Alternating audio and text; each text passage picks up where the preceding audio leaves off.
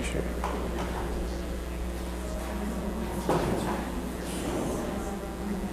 Okay.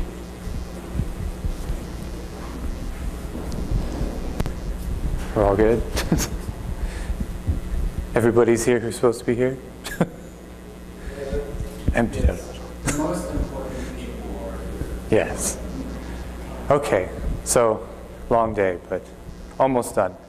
So my name is Clifford Rockerbie, as most of you know. I am a aspiring graphic designer, and I worked on a project which was a silent graphic novel called Utopia for my advanced studio class. So first, before I talk about anything else, just talk about what do I mean by a silent graphic novel and what was I trying to achieve with that. And a lot of what I did is I tried to take a lot of inspiration from something I found called the Frank book by Jim Woodring, which is essentially a book about a little character he made right there called Frank, and it sort of just follows him and chronicles his little weird, strange, psychedelic adventures as a cartoon character without him speaking or making any dialogue or saying anything, no communication between characters, mostly just the character action. So he kind of just does this sort of process of just show, don't tell. So, you know, a lot of things, just action shots of Frank moving around, doing things, interacting with his environment. Very simple, very psychedelic, weird, airy, kind of an interesting book. So, recommend it if you can find it. And then I also looked at a couple other things, like a book made by Sarah Varon, which is very simple and similar, called Robot Dreams, where it's a book about a dog who's lonely and he builds a robot friend, and kind of, you know, hers are very interesting because as opposed to sort of showing like Jim Woodring does, she kind of just drops text in there, and there's a lot of sort of, it's telling you what's happening, but she doesn't make characters say what's happening. She kind of just has what's happening documented in the images themselves. So, you know, like, obviously he's building the robot. She's got like a list of steps that he's going through to do this, and we go back, you know it's a robot because the box kind of tells you what it is, and it's all covered in text. And then just other things I found interesting about what she does, like in this panel. Sometimes she kind of almost breaks the rules of what I consider a silent graphic novel and has weird speech bubbles with pictures. So it's very interesting, but mostly I'm thinking about a graphic novel that focuses on character action rather than reaction, because these characters are just acting something out, sort of like pantomime, as opposed to sort of, if you watched something like a kid's cartoon like Space Ghost from back in the day, where everybody's kind of blatantly throwing, in a verbal sense, everything that's happening in your face. So that's what I'm interested in these silent graphic novels. So then why am I interested as a designer and as an artist? So back in my history of sort of why I do these things, as I was younger, I was really into painting. I was really into sort of the physical art, like, you know, painting, sculpting, painting cars, doing many things like that. And growing up, I eventually got into animation, working with Macromedia Flash, working with Photoshop and all the Adobe suite. So I see this project partially as kind of like a merger of a lot of these different things that I've gotten into before I considered myself a graphic designer. So mostly animation and art kind of coming somewhere and meeting together and making something with them. So also I'm interested in sort of the psychology of this. So I find people's attentions, their like attention spans shrinking. You know, we've got the whole media generation that we're going through. Everybody's on Facebook and Tumblr and Twitter and consuming all of this sort of simple, boiled down content that's very short to the point, really filtered down. And one example I found of this that I also enjoy is the Cyanide Happiness webcomic series, which is just basically one step off of stick people doing silly things in a book. But people spend money on this. People really do enjoy this type of content. And it's very interesting. It's very grassroots and very different. Not stuff that you'd normally find when I was younger, you know. Cyanide Happiness, not at all. The internet really helped usher a lot of these things in, and I'm very interested in all these aspects of media and those sorts of things.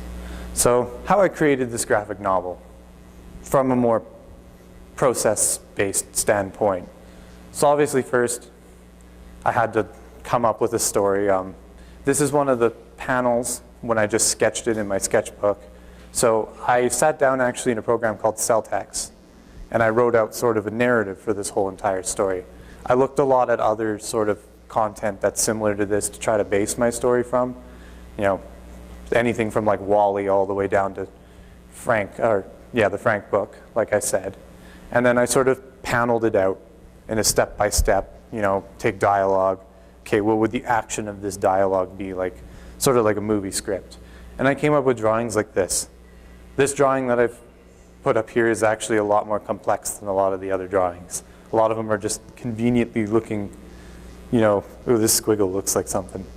So, but, you know, very simple. Very, very quick, very fast. That's what my drawing style is really like. And then I took them into a process where I scanned them into a computer and took them into a program called ArtRage Studio. I'm not going to show you this whole video, but I'll just show you a snippet of it.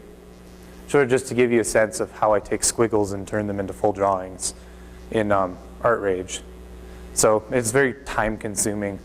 I think this video is at like 3,000% speed. It's probably actually in reality like 2 hours long, and I've got it down to like 3.5 minutes or so. So it's very, very, you know, fast drawing, because that's kind of what I specialize with, just going through and having a sketchy art style. I really do enjoy that. It's very, sort of very much shows what it's hard to explain. I draw this way because it's very personalized. So, gesture drawing. But yeah, so that's pretty much how I go through. A lot of this page was mostly the octopus's tentacles, but yeah, lots of trial and error and making sure things are in right places. The sketches that I started out with this book were very detailed, so a lot of where things are and shapes sort of came at this process, practicing and making sure I've got these characters down good. Then I went from that and I had to color these pages.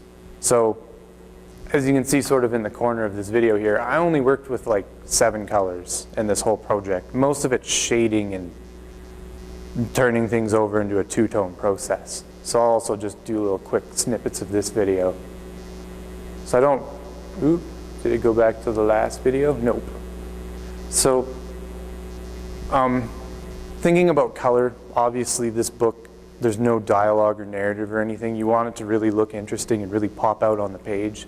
You really want people to really, really look in there and have details. There are some things I'll talk about later that had to change with this project because the art style really changed a lot as I went due to like time constraints and other things. But, you know, really taking inspiration from kids' books and just being very simple and very colorful to really hone in and make these characters sort of have a light of their own and be personal. So, and this was all done in Photoshop because ArtRage Studio is very, very new to me, though I was trying to do this originally in there. But I ended up switching to Photoshop. So I'll just skip through and show some other things because most of this is going to be the octopus because it's the largest thing in this whole entire thing, but it's very much how I go into it. A lot of just simple colors and then shading them in to give them like metal looks and other sorts of effects. So, and this is also at like 3,000% speed, and it probably took about as much time to color this as it did draw it. So, a lot of work. It changes constantly as I go. Because what I would have done there to get the water effect, I would have been doing shading. So the darkest blue is, because it's supposed to be at night, the darkest blue is where the water's sort of, you know, when you've seen water at night, it's almost black. And then I would have added a noise filter to it to make it uneven. And then I would have shaded it and then made it two-tone. And also done all the layers and moving around, as you can see. I'm very bad, I use hotkeys, so it wouldn't help much if I slowed it down. It's very, very quick, because graphic design background, having to do things very fast. So, yes. So then, moving on to my next sort of deal. So pretty much, I've started with something like this, just a simple sketch. Some of the pages took longer to draw because I would have started with way, way, way less than that. Like, I think there's one where it's just like a couple squiggles, and that's supposed to be a face. So then, I had to take that, draw it, color it, and then it ends up being something like that. More of a finished product. And then I've also do things like using halftone patterns to make sure things are preserved when printing, and going in a lot into print theory, because another thing I wanted to do with this project is more explore into print, because as a graphic designer trying to find jobs, a lot of the time I'm being told, like, we want you to have more experience in a print shop doing print work than the theoretical side. So being very concerned about that. Obviously this was in a book format, so being very conscious of those things. So then I would have taken all those finished color products. I would have already had everything in order in Celtex as a storyboard. But then I'd have to take it into InDesign, and this is a screenshot from InDesign. So that was page 1 on the last frame that's there, and I've just gone and taken that storyboard and turned it into a booklet to the open left justification, so the staples end up in the middle. So, and then at this point I'd also be looking through and making sure everything's consistent. I'm not drawing my character different every time, because that can be a problem, and trying to make sure that the story flows and it's understandable. I'm more concerned about what other people's interpretation of it are rather than what I want them to interpret, but I still have to make something that's clear and concise and has a purpose. So I'm not just, throwing caution to the wind and just farting something out, because that's not really professional in any way. So, and then I ended up actually getting this printed. Originally, I wanted to get it printed online through a company called Blurb, because Blurb has a service where on my website they give me an app where I can sell my book, and that's great and cool, but time is also obviously an issue, and getting this printed and shipped from the States to here is time consuming. So I ended up going through the UVL print shop, and they were very good about it, and they did a very good job. I'm very happy with it. So going into issues. So obviously the issues for a project like this, because we have a set start and end date, being sort of a studio related thing, time, quality, and quantity. So originally I actually have a storyboard for the whole entire book done, but in the 2 months that I would have had to have drawn and colored it, that's obviously an issue, right? Because this is 21 pages, and then doing a whole entire book that was planned to be about like 70 or 80 pages, doing a page a day with only like 60 days to do it, obviously time becomes an issue. You can't quite finish that. And then another thing is quality. So this is sort of the art style I ended up going with. It's very watercolor-ish, because a lot of kids' books, which is something I take inspiration from. But it actually didn't end up starting out like this. In the very beginning, it was actually very highly detailed, very pastel colored, and very everything. I tried to get everything in there.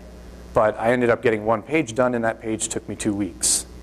So that was a very good point to look back and be like, okay, so I can't spend 2 weeks doing 40 pages. So then I ended up dulling it down to 20 pages, and then I ended up changing the art style to make it much more simpler, using programs I'm much more familiar with, like Photoshop, because originally I was using Art Studio, which is something that's very new to me, a very new way of going about making art digitally. So I ended up going more for this, and I actually like it. A lot of people have told me it's much more sort of personal of an experience as opposed to just looking at something for art, kind of highlights the character better. But yeah, so what I learned from this project. So obviously I learned you really got to manage your time. Making something like this, you can imagine you read a graphic novel like The Watchmen that's a couple hundred pages, and then you got to look at how long it took them to do this. And when I started this project, aside from other issues I had at the beginning of the semester, I very much bit off something that I probably couldn't chew. So I've really learned how to you really got to streamline these things. You really got to plan very, very, very methodically. You can't just come up, draw something, and be like, this is a comic. So very, very much about time and the quality and the quantity you want to put into it, like any kind of good thing. And then what I plan to do next with this. So I've done one chapter, which encompasses everything you saw there in that InDesign file. And now over the summer, I'm actually going to try to finish the whole entire book. I already have it all drawn out. I just have to go through and redraw it and do that, all the rest of that process. And I'm going to go back through, and there's some portions I wanted to add to this.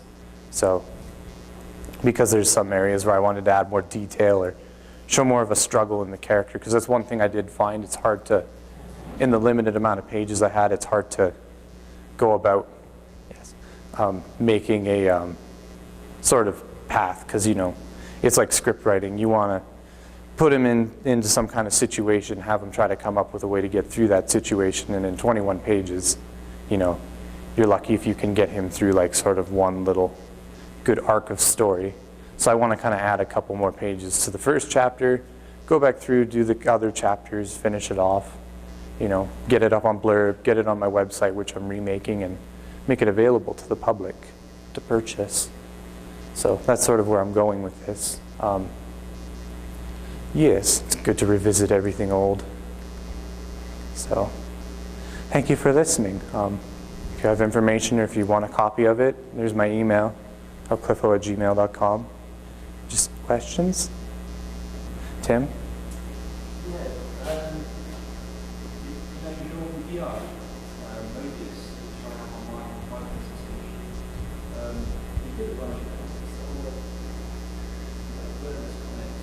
Yeah.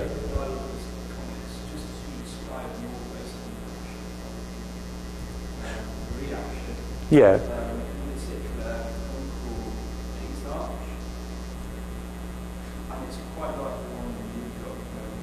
Yeah, it's funny because, and something I forgot to mention, which I was going to talk about, I go and I tell people what I'm doing for this, and then everybody goes, what do you mean? Like, how does that even work?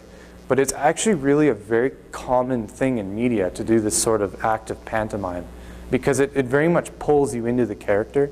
There's a lot more good feel to it. There's a lot more like, it's got a very qualitative process to it. So like, you can think of like the first 15 minutes of the Pixar movie WALL-E, which I kind of mentioned before. There's no dialogue at all. It's just him moving garbage around.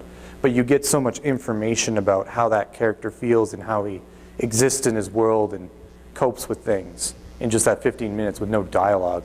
Or you look at a movie like Space Odyssey, which has like an extremely long beginning portion where they do not say a word, or yeah, the very, very end where there's also no talking at all, but you get a lot of sense of like how he's going through his mental process at the end of that movie, and pretty much no dialogue, but it's very moving and very interesting. So it is actually something that's very, very common, and I've been looking through and trying to find everything I can that's sort of like this, just to gain inspiration. Yeah. Dana? Yeah, just 2 questions. Could you briefly sort of give us a rundown of what is the narrative you're working with, and also kind of just going on what you were just talking about, examples and stuff. Have you, in this process, I'm curious if when you're working through things, were you sort of thinking of the performance of these characters? Like, was it something you were actively... So I was sort of thinking of it in the way that you think of like a movie script. So you have like in a movie script, you've got blocks of text that represent things that you're just telling the director that the character's doing. And then you have the sort of chunks out where you got the name and then the person's dialogue. So it was like that, but completely without dialogue. That's why I use cell text to do it. So I didn't really mention what the story is and what the narrative is, because I kind of don't want to. I want people to like look at this and try to make up their own sort of little world for it. But I do actually have like a whole set of things he's supposed to go through, what's happening, details about why certain things do certain things, and why he runs into certain characters and what's going on. But another part of it is I kind of want people to read this, look at it, and not know, because I want it to be kind of that strange thing of why is this happening, what's he doing, like, yeah. So, but yeah, I did have a sort of more script-based stance with it. Yeah. So what's the title of your Oh, Utopia. I said it at the beginning. Yeah. your title has significance to the story then? So, I guess I'll tell you this. It kind of gives a part of it away. This little character is trying to get back to somewhere where he has sort of fond memories, which is like his utopia. And if you go back through, we'll just have to click through my slideshow. So like if you see in this frame, he sees this bird kind of fly out the window, and you can see that picture back there, and it's sort of the same picture as what he's seeing the bird fly off to in the distance. So it's clever little hints that are like really, really tiny, but they're significant. Yeah. So yeah, I tried like, when I was doing these sketches, I really, really was trying to think of this as if it was more of like a video game or a film, right? Because you don't really want to think of it in the sense of like you would when you read a book, because like it's very much about the flow of the story.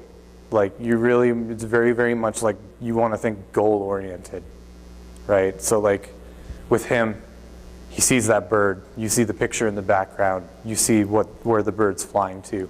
There's a connection there, so you want to establish that that is the goal in that whole sort of situation, right? Otherwise, you know, it kind of just, there isn't really anything there other than that. It's kind of just there. Yep. So what do you plan to do next? Are you continuing on with the series, or are you going to make a whole new series? Or So like I said, I'm going to finish this one. So. And when do you intend to finish this one?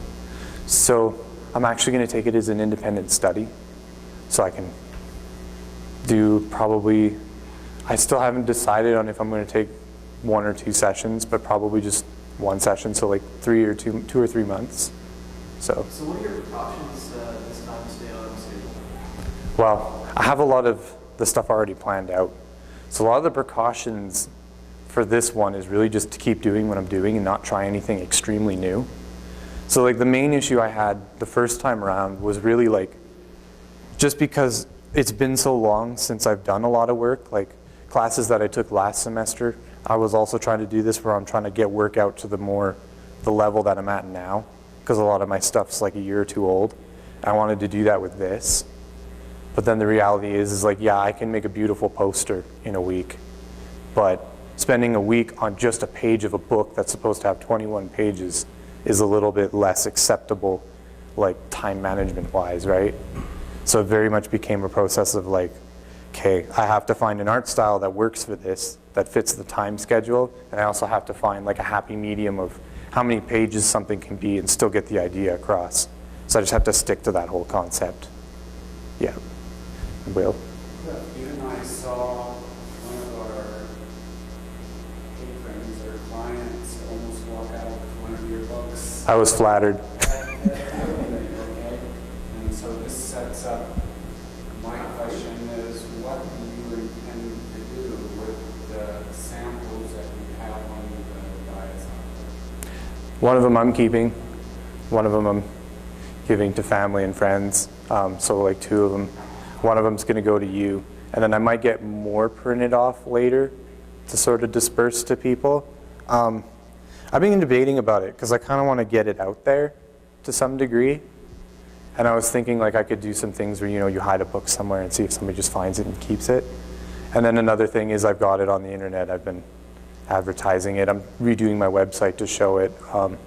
When I do get it printed through Blurb, because as it gets larger, I'll be able to do it in actual graphic novel perfect bound, I will actually have it up there for sale. So. I guess where I want to go with this is that maybe some of your classmates would like to purchase some signed copies, so when you get things, they can sell it for time. When and if my name actually becomes worth something, the debatability of that, yeah, I mean they can, if people get my email, I mean this email I'm more likely to respond to, and I will help you get one just at cost. I'll go down and personally get it printed for you. And when you sign it, Sure. I try to be humble. I don't know. And then everybody who's in our class has my student email. It'll take me longer to respond to that because this email is hooked up to my phone. So if you send it to this email, it pretty much forces me to respond to you. You can just have your school email forwarded to your Gmail. That's not good. Yeah, I'm just lazy. All you do is look it up on Google and then it gives a link. Oh, cool. Both Andrew and Dana touched upon one of the things that I wanted to ask you, and that was related to your narrative. Mm-hmm. And generally, a story is driven by the obstacles that a character has to overcome. Yeah. And I just want to get a sense, how cognizant of you, or were you when you were developing your storyline of running this character through these difficulties and having the character somehow solve the problem? So like I said, there was issues with time management, right? Like getting this done. So there was actually pages that got dropped in this chapter. But like I've said, when I go to finish this, I think there's at least like 5 or 6 pages I want to add to this, because it is very much about, yeah, setting goals, having him try to achieve those goals, and having those goals have some sort of adversity where he needs to push back and get to his, objective. So like this is chapter 1. It was probably going to be about 3 chapters. In this one, there was parts where like he falls into like a waste bin and it like starts to dump acid into it. I have it in there, but I don't have the part where he has to get out of there. I've just conveniently switched it so he's by a ladder instead of like what it was originally planned. So, I mean, I intend to add all that stuff back in and get it all done. And it was more just, I wanted to do this just to prove to myself, like, yes, I can do something like this and make something that's a narrative. Because narrative's something I've tried to work on more. Because, first time I took sort of lessons writing and stuff, I didn't do so well.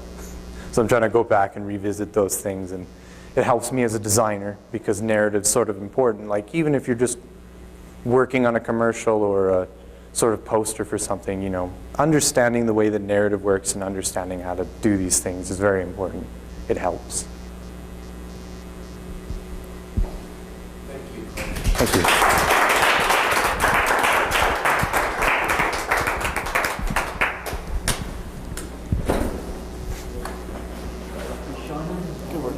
Yes, thank you.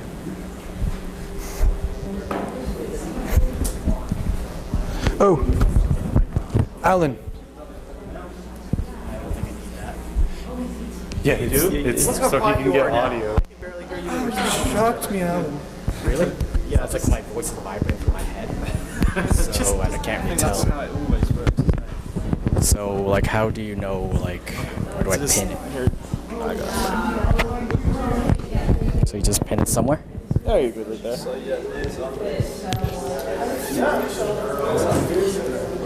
Yeah, you only need just to take one. You probably just need to take maybe 1 or 2 and that's it. No. Because I don't think I have a large enough memory for that. I mostly just use the viewfinder. I don't ever use that function. I think it's useful. Alright, time for me to go.